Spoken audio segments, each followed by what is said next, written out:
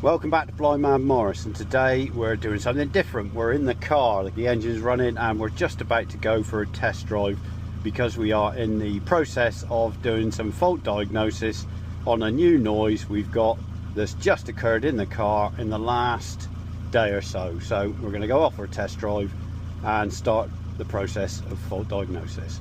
Off we go then.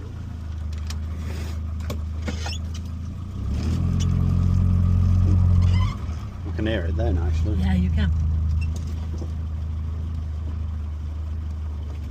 So it's not when the wheels are moving, so it's under load.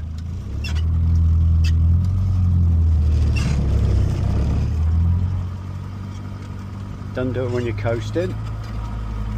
Right. There.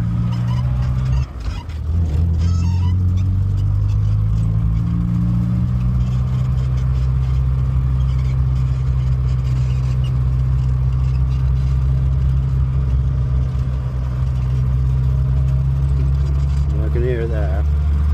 There it is. Under load. So are you in third? I'm in second. Second.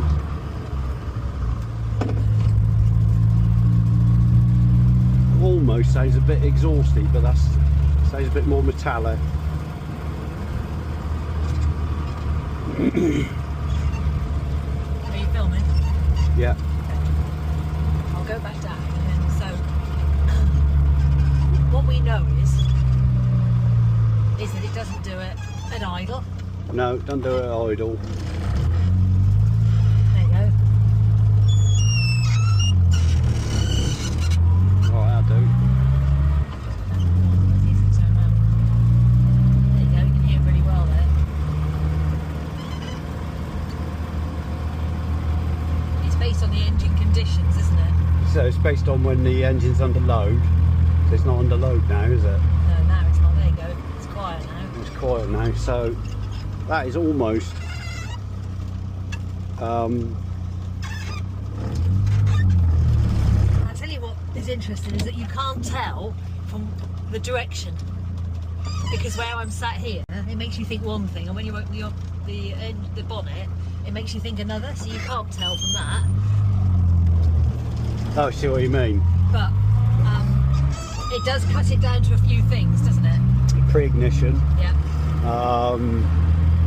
So that could be either the vacuum advance or the timings. It's not doing it now. No, because we're not coasting. But... all right. So we've been for the test drive, and now we're going through all the areas we need to look at to find out where that noise is coming from. So I have tested the fan belt, and it's not loose. The fan blade's not knocking anything. The alternator's not making any noise. We've tested the vacuum advance, and we've looked for anything loose in the engine bay. So we've ruled all of that out. So the next thing to do is probably to pull the rocker cover and have a look at the tappets, see if we've lost a bit of adjustment on one of the tappets. But we can't do any adjusting because the engine's warm, so we're going to have to leave that to cool down. So we'll get back onto that once the engine's cool, and we'll reset all the valve clearances. We've now done the valve clearances, and it hasn't made any difference to the noise. We have also taken off the fan belt and started the engine, and it doesn't make any difference to the noise. So while I was here, I noticed that there was a bit of soot on that edge of the manifold gasket. So I'm going to show you how I found out that I think that's where the problem is. With the engine off, I'm going to spray a mixture of washing up liquid and water onto that area of the manifold gasket.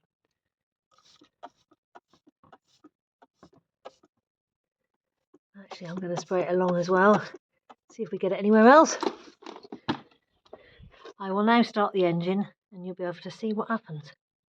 You can see that there are bubbles appearing on the manifold there. Yeah, there you go, you can see it. So there is an air leak. Now, whether that's the cause of it, I don't know. But I think we need to replace that manifold gasket. So we'll order one of those and replace it and see if that makes any difference. So I replaced the manifold gasket, and this is the way I did it. So first off, as you can see, the oil catch can was in the way. Your Morris may not have an oil catch can, but if it is, you won't be able to remove the manifold without removing that. So there's a 1/2 inch AF bolt on the tappet gantry cover underneath there, just the one, and you remove that. Don't lose the gasket on the cover, put it to one side, and then what you don't need to do is take any of the carburetor or air filter exhaust off. You can do the manifold gasket replacement by leaving all that intact. So you undo all the bolts with a 1/2 inch AF socket, and then a 1/2 inch AF stubby spanner underneath where you can't get under there. There's 6 nuts to remove. Can you point them out? Well, I could. We're going to do it. 1, Yeah. 2. There's one down there. Yeah. And then another one down there. Yeah. That's 4, and then 5 and 6. So right down the end there. Yep. Yep. So you undo all of those, pop them to one side, and then with that oil catch can out of the way, you can rock this back. You don't have to disconnect anything. It gives you enough room to get in there, and you need to clean the face of the head, the face of the manifold. I did that with a bit of fine wet and dry and some brake parts cleaner, and then lightly greased the surface, fitted the gasket, lightly greased the face of that surface, rocked it back on, and then refitted the nuts. And that's how I did it. And then tightened it all off, checked all the connections and pipes, refitted the oil catch can, made sure I hadn't knocked the vacuum advance hose off, and that was it. And then we're going to go and take it for a test drive. So we've taken Lawrence out for his test drive, up and down the road, under load, up a hill, in high gears and about 30-40 miles an hour. Put some real pressure on the manifold gasket, and the noise is completely gone. So it was the blown gasket. It's a shame I hadn't kept the gasket to show you, but at that end nearest the battery, it was really manky, and there was hardly any gasket material left.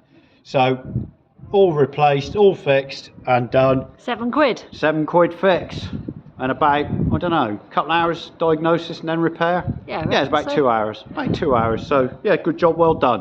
And now it's on to the next job.